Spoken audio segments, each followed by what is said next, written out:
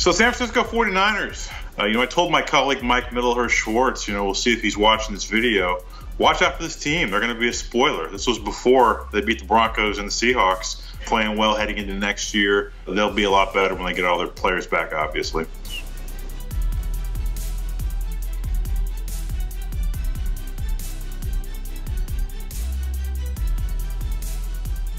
So, Minnesota Vikings, they appear to be settling into that 6th seed after the change at offensive coordinator, run for a season-high 220 yards Sunday. This team can be balanced offense, defense, run, pass. If they make it to January, they're not a team I would want to see in the wild card round and maybe beyond that.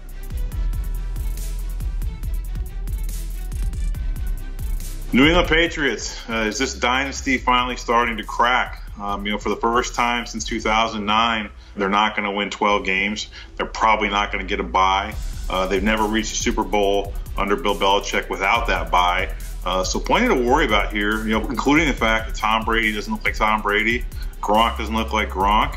Are we finally seeing the spiral downward for the greatest team of this century?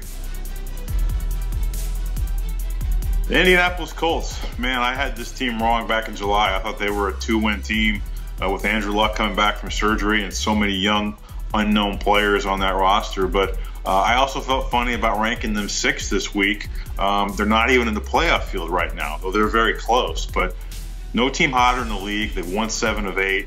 Last 2 weeks, they've beaten the 2 hottest teams in the league, Houston and Dallas. And they've done so without huge games from Andrew Luck. So this team looks like they could get to 10-6, get into the playoff field, and it looks like they can do a little bit of damage, particularly with the top 10 defense and Marlon Mack now starting to carry that running game. So the LA Chargers, I feel better about this team. I predicted them to win the AFC back in July, so I might be on point.